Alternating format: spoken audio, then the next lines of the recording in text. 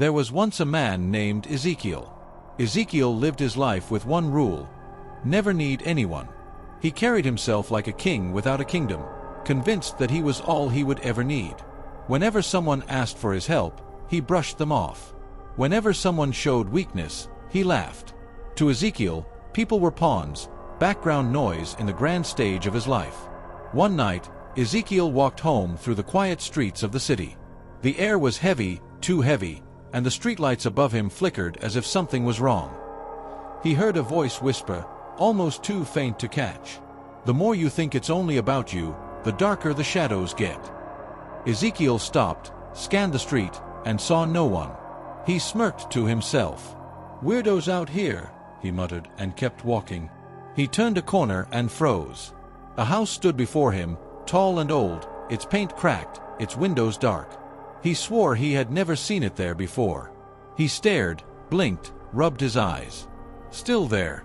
Something inside him said not to enter, but arrogance whispered louder. He stepped through the front door. Inside, the walls were lined with portraits. Men, women, children, faces of every color and age.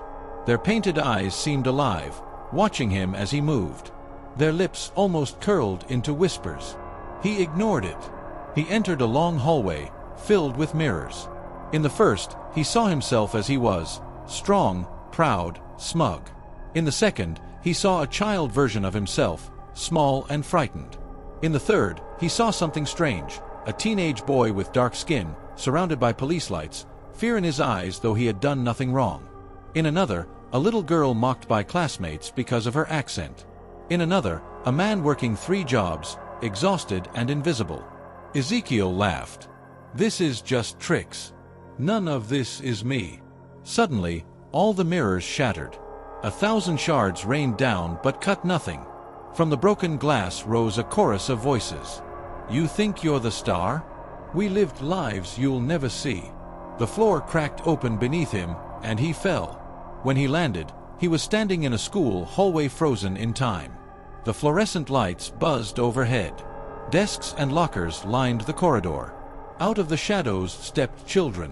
Their eyes were hollow, their voices layered. One child asked, "Do you know what it feels like to be ignored?" Another asked, "Do you know what it feels like to be followed just for existing?" Another whispered, "Do you know what it feels like to never be seen?" Ezekiel shook his head. "I don't need to know. That ain't me." The children surrounded him. In their eyes, he saw flashbacks. A boy reaching for a toy only to be pushed aside because of his skin. A teenager accused of stealing simply for walking in a store. A young girl ridiculed for the food her family packed in her lunch. The children laughed. It wasn't joyful. It was sharp, haunting. They chanted together, "You don't believe in anyone but yourself. But we'll show you how small that makes you." The lights went out. When Ezekiel opened his eyes again, he was in a carnival. The bright colors looked wrong, stretched and distorted. Everywhere he turned, people pointed and laughed. Clowns surrounded him, holding posters of his face with bold letters, "The man who thinks he's everything." He ran, but every tent, every ride, every mirror showed him as a fool. He tripped, fell face first into a tray of spoiled food. Laughter erupted, deafening, endless. For the first time, he felt powerless. He tried to escape, but wherever he ran, people mocked him. A fortune teller stepped out of a tent and said, "You believed you were untouchable." Life loves to humble the proud, sometimes with horror, sometimes with comedy. Ezekiel covered his ears, but the laughter followed him. Finally, exhausted, he collapsed in the middle of the carnival.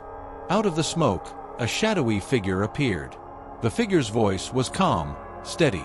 "You thought the world revolved around you. But every life you ignored had weight. Every laugh you dismissed had pain. Every person you mocked was a universe. You lived as though you were the only one that mattered. That is why you were alone." The shadow showed him a vision. A casket lowered into the ground. His own funeral. No one there. No tears. No names spoken. Just silence. Ezekiel fell to his knees. For the first time in his life, he cried. When he awoke, he was lying on a bench in a city park. Morning sunlight streamed through the trees. Joggers passed. Children laughed. A homeless man nearby asked him softly, "Can you spare some food?" Ezekiel looked at him, and something inside had changed. He reached into his bag and shared what he had. For the first time, he felt human. He watched the children playing in the park. Their laughter sounded different now. Not haunting, not mocking, but alive. He smiled. And he understood. Life was not about being the star of the show. Life was not about walking alone as if the world owed him something. Life was about all of them, every person, every story, every struggle, every laugh. He whispered to himself, "The moment you think it's all about you, life will remind you it's not."